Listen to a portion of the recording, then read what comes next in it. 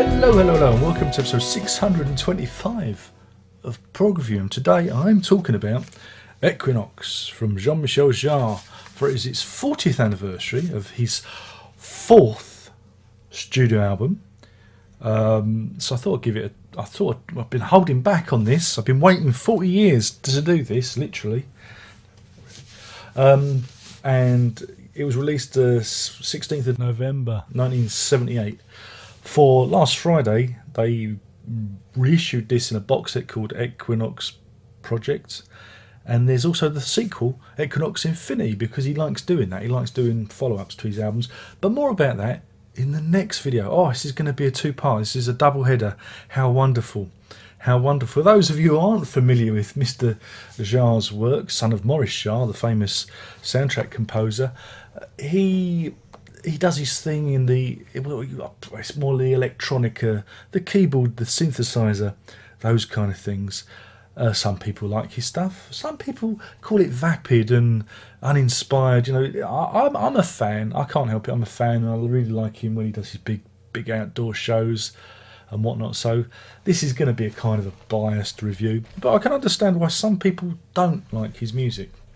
But some of the criticisms I feel that they give towards him could also be levelled to the likes of Kraftwerk, but I like them too. So everything's wonderful. So yeah, this is the follow-up to Oxygen, but it's not thematically a follow-up. It's a standalone album. We have the Watchers on the cover. The cover again was designed by Michel, who did the Oxygen cover, and so it's it is thematic artistically in terms of the cover, but musically it's a bit different. I mean, whereas Oxygen, I think, played more to its ambient strengths and dealt with large swashes of synthesizer colour. You know, you get lots of that. This one, there are more tunes. There's more melodies in it. There's more to propel it along. There's a lot more to like. It opens with a section, because there's four parts on each side, and part one opens with this kind of a herald. It's very reminiscent of Vangelis. I think you think, oh, this sounds like Vangelis, and it's very Vangelis-like in its structure and its sound, and I really like it. And one of my disappointments with this album is that isn't developed. It only lasts for like 2 minutes 25 seconds. I've always felt that opening theme could have been developed more and maybe reused further down the line, because I really like it. Probably because it kind of reminds me of Cosmos and the Vangelis theme, music that was used in that TV series.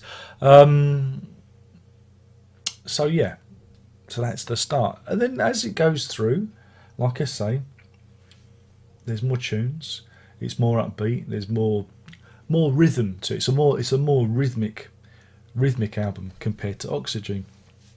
And I mean, this is probably sacrilege, but I think I enjoy it more than Oxygen. I like Oxygen. Don't get me wrong. I really like it, but I really enjoy this album more. Because there's more going on, if you know what I mean. You know.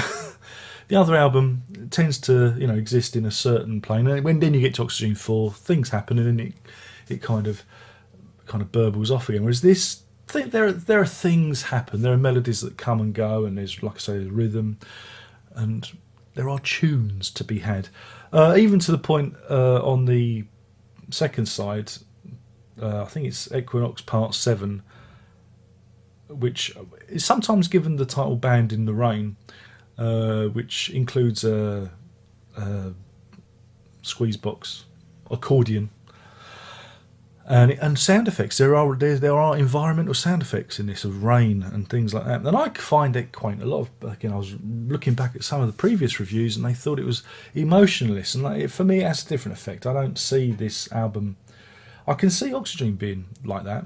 There is a cold edge to that, but this I see it being a bit more organic. A bit more free flowing. I feel it grows, and I like the Band in the Rain section. It always makes me laugh. There's a bit of humour in it with the lopsided playing and the and them gently like kind of fading out. It's almost like they're walking away.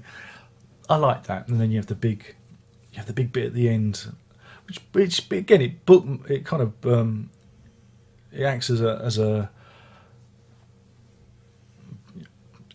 bookshelf. What am I trying to say?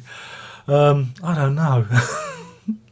I'll edit this out. It will look great. But bookends, that's it. Oh, brain fart. I've got the sun shining in my eyes, so I'm having a little trouble focusing on the camera. It's that peculiar time of the year where the sun is a little bit low in the sky, and so it can just kind of, yeah, right. But you see my lovely visage. That's the benefit you get from this. Yeah, so the Exquinoxe Part 1 and Part 8 do act as bookends. Kind of, yeah, again, kind of similar. But so yeah, I mean, I've got a lot of time. I like the record a lot. As I've already said, but this is a biased review. I've expressed my intention. What more could you want? What do you want? But what I will talk about is, because we've got to talk about the Exquinoxe Infinity box set, which includes a new pressing. Well, I think it's a new pressing. It's certainly a new sleeve, because in the old days this wasn't a gatefold, and they've included some new artwork on the inside. And I listened to this because I do have a wait a minute, he says. This is when people say, why don't you show off your record collection? Well, I do. You get to see it one record at a time, because I got this back in the day for quids. It's an Oxygen Exquinoxe. Oh, you're woken up. Double header. And so if I get it out of the sleeve, he says what you got in the old days is that was the artwork. Yeah. See, with the young Jean-Michel Jarre. And that was it, and that's all you got with it. So they've kind of re-nosed the artwork for this release, and my new copy of vinyl sounds a lot better than my old crusty copy. He says, trying to get back in one of these sleeves. Oh, these sleeves are horrible. I've got a better idea. I'll do that off camera when no one's watching. So yeah, I really did like the pressing of it.